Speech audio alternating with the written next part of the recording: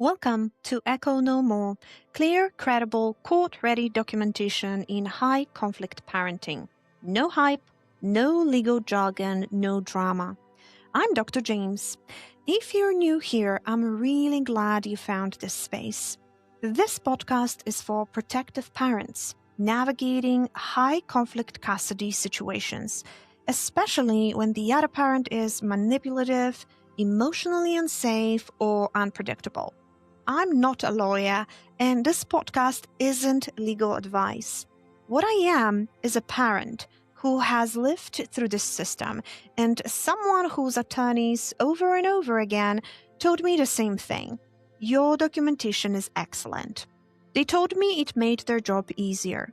They told me it protected my credibility. And they told me it changed how my case was received.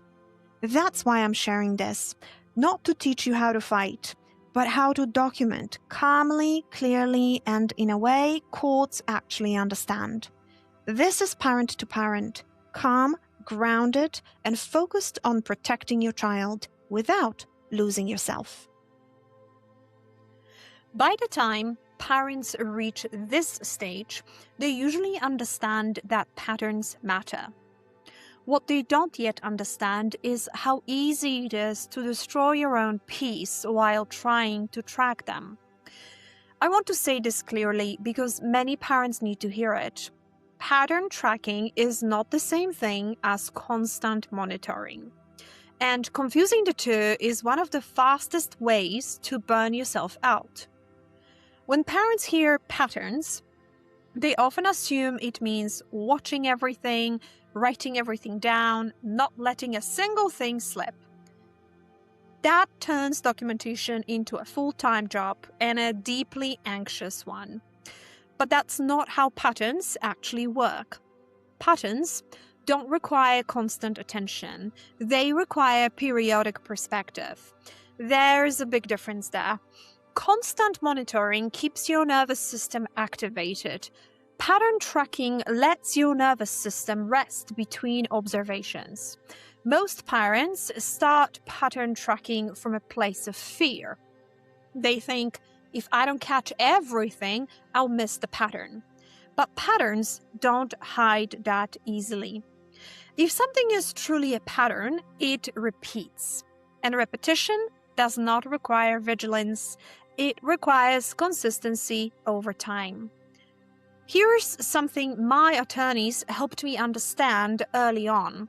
They said, you don't need to notice everything, you need to notice what repeats. That one sentence changed everything for me because it gave me permission to stop watching constantly.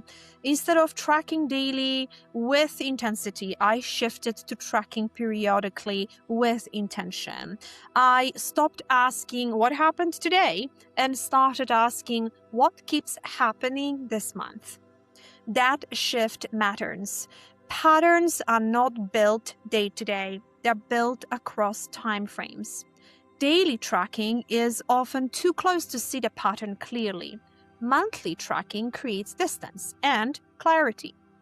This is where many parents lose their footing. They think if they stop daily tracking, they're being irresponsible. But in reality, daily tracking often amplifies stress without improving the record. Daily tracking keeps you inside the moment. Pattern tracking pulls you out of it, and courts live outside that moment. Here's what sustainable pattern tracking actually looks like. You document incidents when they meet a threshold, not every annoyance. Then, at regular intervals, you step back and review. You look for repetition, clustering, escalation, resolution, or lack of resolution. You're not hunting for meaning. You are observing frequency. This is important. Patterns emerge whether you watch constantly or not. If something is happening often enough to matter in court, it will show up again. You don't need to hold your breath between incidents. This is also where parents accidentally turn documentation into rumination. They reread entries constantly. They analyze tone, they replay interactions. That's not pattern tracking, that's re-experiencing. Pattern tracking should feel boring. If it feels emotionally charged, you're too close to it. Boring documentation is healthy documentation. Another misconception parents have is that pattern tracking requires interpretation. It doesn't. You don't need to decide what the pattern means. You don't need to name it. You just need to notice. This occurred again. This occurred closer together. This did not resolve. Courts will do the rest. I also want to speak to the fear of missing the window. Sometimes parents worry, what if I don't track this perfectly and I lose my chance? Documentation is not a race. Patterns don't expire. If something truly matters, it leaves a trail. Your job is not to catch it in real time. Your job is to record it calmly when it appears. Another important boundary here is knowing when pattern tracking becomes self-harm. If you find yourself constantly checking messages, reading tone into everything, feeling unable to relax, documenting minor irritations out of anxiety, that's a sign the system is no longer serving you. And that matters. Documentation should support your life, not replace it. Pattern tracking should give you relief, not keep you on edge. One of the healthiest changes I made was limiting when I reviewed documentation. Not constantly, not daily. I set specific times, and in between, I lived my life. Nothing important was missed. Everything that mattered still showed up. And that's the paradox parents struggle with. When you loosen your grip, clarity increases. Patterns don't need pressure. They need space.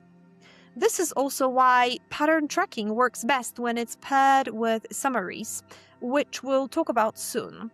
Summaries will allow you to zoom out without reliving everything. They turn documentation into information instead of memory. That distinction matters deeply for trauma-exposed parents. You do not need to carry this all the time. You need a system that carries it for you. Tracking patterns is not about being alert every moment. It's about being steady over time, and steadiness is what courts trust. Before we close, I want to remind you of something important. You don't need to document everything. You don't need to be perfect, and you don't need to convince anyone with emotion. Calm documentation is power. If this episode helped you, you will find a full structured system in my guide, Clear, Credible, Court Ready. It's designed to support, not replace, your attorney. And if you want help turning everything you're documenting into something organized and usable, you can visit www.economocoaching.org to download my guide on how to create a clear, court-ready documentation binder. Take what helps, leave what doesn't, and most of all, take care of yourself. I'll see you next week.